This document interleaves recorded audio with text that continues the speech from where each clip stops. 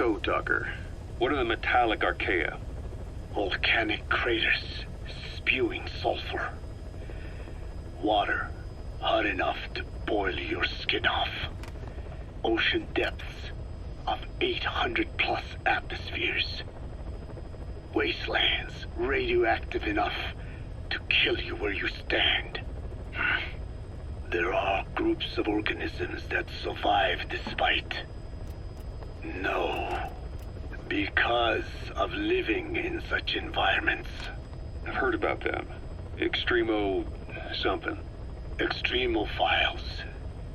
By selecting certain species, then subculturing and repeatedly modifying them, I created a metallic offspring of pure Archaea. They subsist on metals rather than organic matter. And some of them even consume uranium? Yes. Uranium enrichment Archaea metabolize only uranium-235. As a result, they produce weapons-grade enriched uranium. How is that possible? Consider how plants fractionate carbon isotopes when they conduct photosynthesis. Nature possesses abilities beyond our imagination. So it was Archaea that brought down your chopper? Corrosive Archaea, yes. They oxidize metals, feeding off the energy in the electrons they receive. What became of the wreckage? We had the R&D team retrieve samples for study in airtight plastic containers, of course. Prudent. We shall extract Archaea from it in good time. They should help you fight back against Blagana. Any chance we could start now? It doesn't have to be a lot. I might just have another use for them. If it's only a small amount you need. That's fine. I'll get the R&D team to assist. Let's go. South Africa was previously suspected of developing nuclear weapons.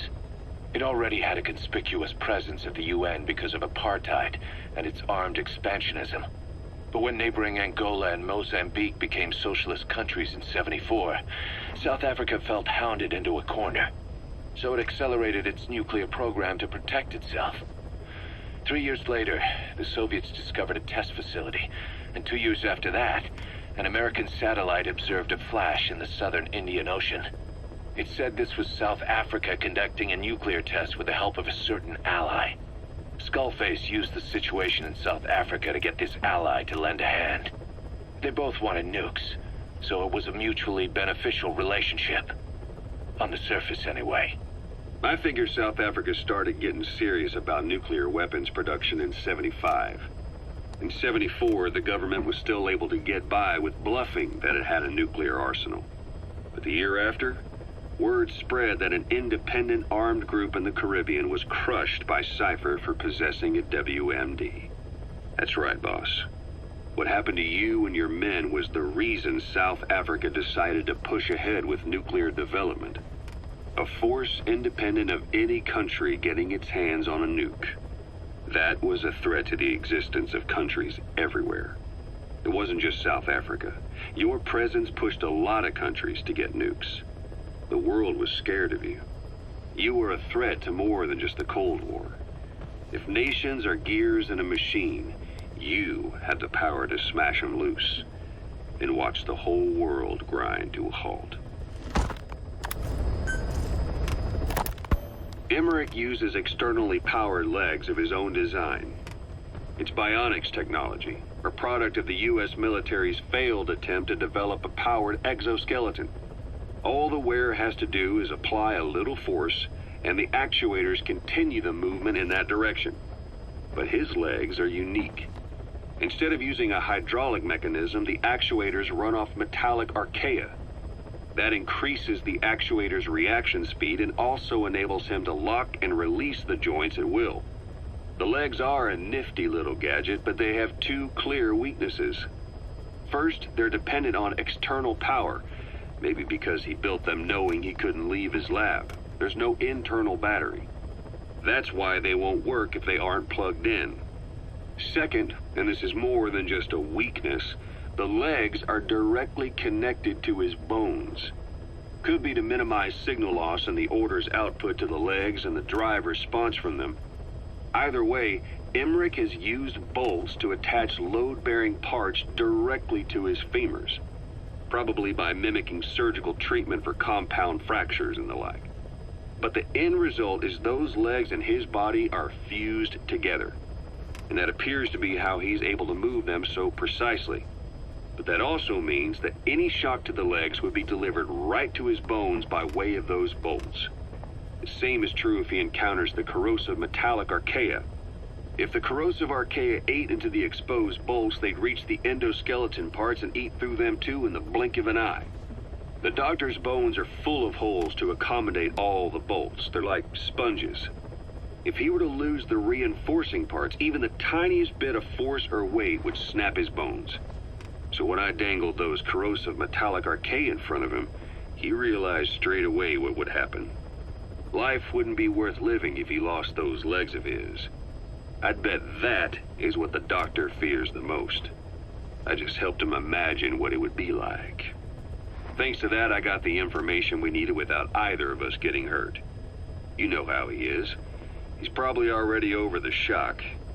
The better you know your adversary, the easier it is for you to get information from them. And vice versa.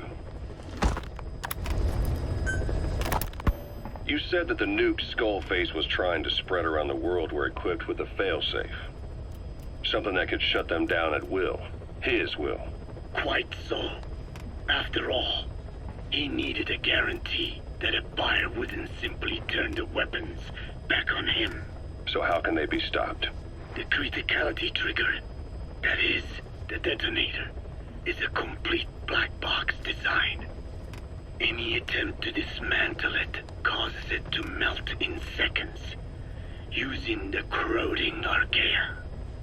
The design ensures that no detonation is possible unless it disengages the lock. So he had a way to disengage it remotely. Precisely. The client simply presses a button. At that moment, the detonator begins transmission with a surveillance satellite. The satellite reports to him how the client is trying to use the nuke. If he does not object, the lock is disengaged. But if it's a risk to him in any way... The detonator melts down. The same is true if detonation does not occur within a preset time after the lock is disengaged. The nuke is rendered useless. Who the hell would buy something with strings attached like that? The client would never know until the moment they actually tried to use it.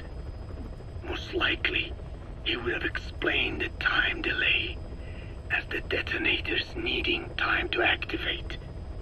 And he only intended to sell to technologically primitive groups in the first place. Let me guess. He'd claim it was defective and offer a replacement. Shadier than a used car salesman. Skullface shakes your hand like a friend, using the other to control you like a puppet. This is how he works.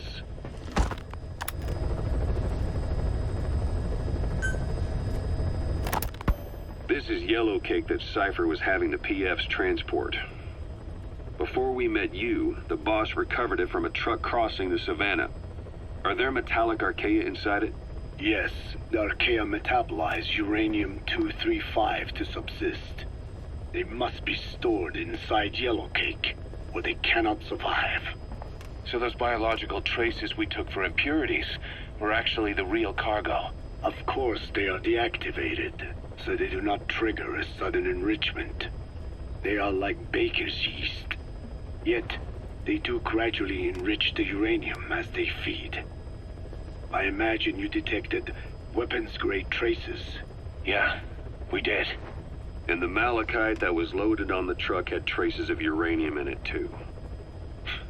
So that's the flower, huh? Skullface was gonna sell do-it-yourself nuke kits. The uranium enriching Archaea complete with a user's manual. And the ores with the uranium could be sourced by the client or provided by Cypher.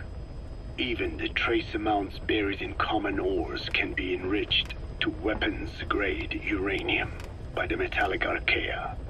Proving that must have been the most important factor of the trials. That and the ability to successfully prevent detonation. So if the amounts of uranium in the ores are low enough, they can get past any inspection.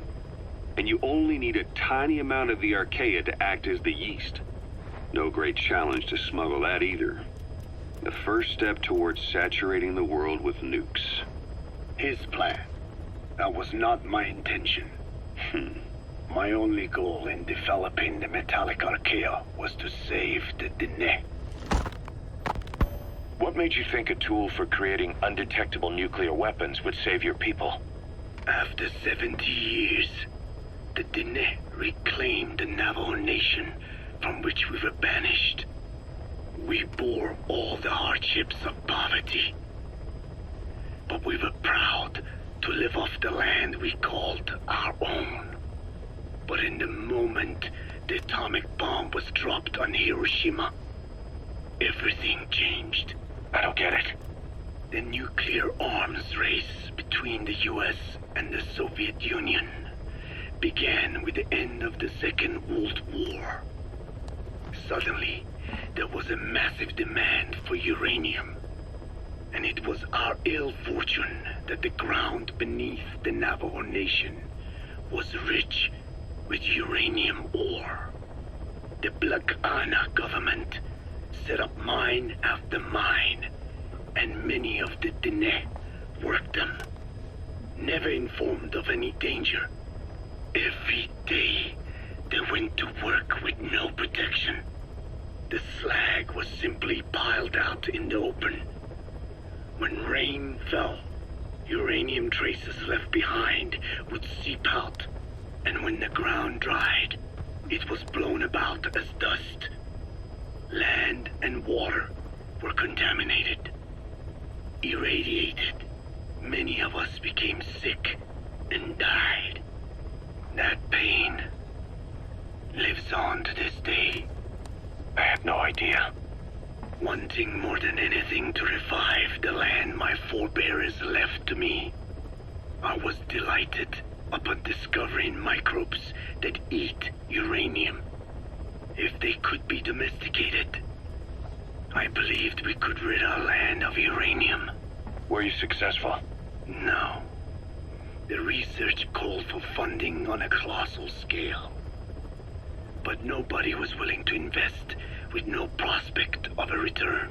And that's when Skullface showed up. Correct. I can save you and your people. We share the same will. That is what he said to me. And I believed him. Black Ana forced me to abandon my uranium cleanup work and focus on nuclear weapons. And he held all the Dene hostage. Today, the uranium mines within the reservation are finally closing down. It is simply less expensive now to source uranium overseas. New victims, different places. But uranium is a tactical resource. To rely on a foreign country for it is a difficult decision to make. And he was in the perfect place to influence that decision.